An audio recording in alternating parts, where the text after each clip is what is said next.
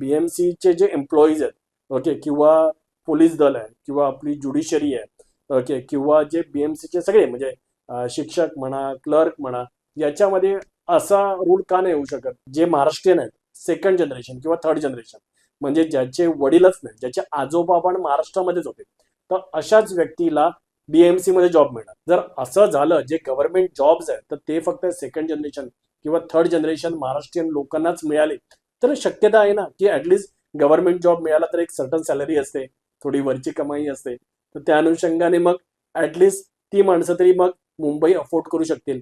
आपली जी बीएमसी आहे किंवा MMRD आहे, तर त्याच्यामध्ये मोठ्या प्रमाणात मराठी माणूस असेल, तर त्यामुळे कुठे ना कुठेतरी मराठी माणसाला त्याचा फायदा नक्कीच होईल. गव्हर्नमेंटमध्ये तर गव्हर्नमेंट डिसाईड करू शकतं ना की आम्ही कोणाला जॉब देणार, आम्ही फर्स्ट जनरेशन महाराष्ट्रीयन लोकांना नाही देणार. दिस वे आपण प्रयत्न करू शकतो की बाबा महाराष्ट्रामधले जे सगळे जॉब्स आहेत, ऍटलीस्ट जे शासकीय यंत्रणा आहे, तर ती फक्त महाराष्ट्रीयन लोकांच्या हातामध्ये राहील, स्पेशली मुंबईमध्ये, कारण मुंबईमध्ये हा मोठा प्रश्न निर्माण झाला. किंवा आता बघा, सगळ्यांनाच काय शासकीय जॉब मिळणार नाही. मराठी माणसाला ज्याचं सेकंड जनरेशन आहे, थर्ड जनरेशन आहे, जो आहे महाराष्ट्रीयन, त्याला जर मुंबईमध्ये कोणता तरी बिझनेस करायचा, त्याला काहीतरी सवलत द्या ना. नाहीतरी मुंबईच्या रस्त्यावरती सगळे ठेलेवाले बसलेले असतात, सगळे विकायला बसलेले असतात आणि ते नेहमी बाहेरून आलेले व्यक्ती असतात, तर त्याचे धोरण स्ट्रिक्ट करा. तिथे कोणाला बसायला देऊ नका. आणि जर तिथे कोणाला बसायचा धंदा करायचा असेल, जसं आता कोणाला तरी फूड स्टॉल लावायचा असेल, तशी स्कीम्स आणा आणि त्याच्यामध्ये मराठी लोकांना प्राधान्य द्या.